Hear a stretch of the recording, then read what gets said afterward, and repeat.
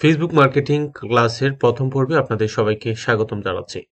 যারা Facebook marketing এই কোর্সটি করতেছেন তাদেরকে বলি, আপনারা শুরু থেকে শেষ পর্যন্ত যদি সম্পূর্ণ ফেসবুক মার্কেটিং কোর্সটি কমপ্লিট করতে পারেন তাহলে আপনারা ফেসবুক মার্কেটিং এর অনেক কিছুই জেনে যাবেন, যেটা আগে কখনো জানেননি। এবং এই কোর্সটি কমপ্লিট করলে আপনি ব্যক্তি জীবন প্লাস কেরিয়ারেও প্লাস নিজস্ব বিজনেসের জন্য অনেক হেল্পফুল হয়ে যাবে এবং আপনার জন্য প্রত্যেকটা কাজ আরো ইজি হয়ে যাবে, কারণ ফেসবুক হচ্ছে ডিজিটাল মার্কেটিং এর খুব গুরুত্বপূর্ণ একটি পার্ট। তো চলুন শুরুতেই আমরা যে বিষয়টা নিয়ে আলোচনা করব সেটা হচ্ছে ফেসবুক অ্যাকাউন্ট, পার্সোনাল অ্যাকাউন্ট এবং ফেসবুক পেজের মধ্যে পার্থক্য কি। ফেসবুক পার্সোনাল অ্যাকাউন্ট মূলত ব্যবহার করা হয়ে থাকে নিজস্ব পার্সোনাল ব্যবহারে, নিজস্ব কিছু ফ্রেন্ড থাকবে, নিজস্ব দুঃখ কষ্ট বা আনন্দ ভাগাভাগি বা শেয়ার করার জন্য শুধুমাত্র ফেসবুক অ্যাকাউন্ট করা হয়। আর ফেসবুক পেজের উদ্দেশ্য হচ্ছে আপনি এটার মাধ্যমে ফেসবুক মনিটাইজেশন করে হয়তো মানুষের সাথে অনেক বেশি পরিচিত হবেন, ইনকাম করবেন বা বিজনেসের জন্য সেই পেজটা প্রচার করবেন।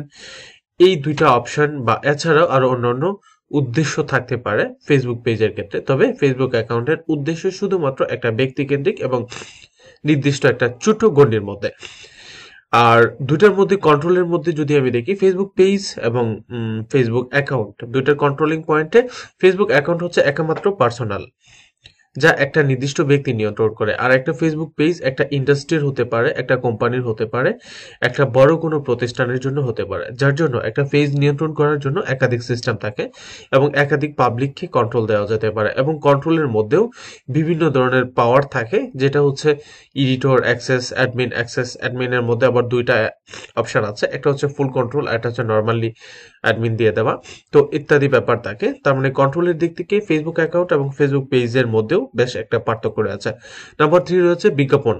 ফেসবুক অ্যাকাউন্ট মূলত ব্যবহার করা হয়ে থাকে নিজস্ব সুখ দুঃখ বা আনন্দ মানুষের সাথে শেয়ার করার জন্য, যেটাতে বিজ্ঞাপন ডিপার্টমেন্টটা খুব ভালো কিছু করার জন্য মানুষ তৈরি করেও না।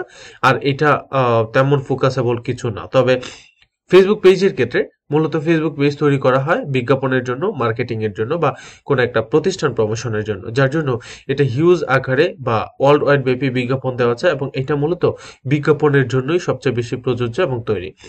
লিমিটেশন খুব গুরুত্বপূর্ণ একটা ব্যাপার। ফেসবুকে আপনি শুধুমাত্র 5,000 ফ্রেন্ড করতে পারবেন, 5,000-এর বেশি আপনার ফ্রেন্ড হবে না। যদিও কিছু কিছু ফলোয়ার আপনার বেশি থাকতে পারে, তবে খুব ডিপলি যোগাযোগ করার জন্য 5,000 ফ্রেন্ডের বেশি আপনি তৈরি করতে পারবেন না। বাট ফেসবুক পেজের ক্ষেত্রে আপনি 50, 1 লক্ষ বা সর্বোচ্চ যতটুকু ইচ্ছে হয় ততটুকু পর্যন্ত আপনি আপনার ফেসবুক পেজে লাইক ফলোয়ার বাড়িয়ে নিতে পারবেন। আপনাকে প্রচুর পরিমাণ লাইক করলেও সেটা কোনো ধরনের এফেক্ট পড়বে না।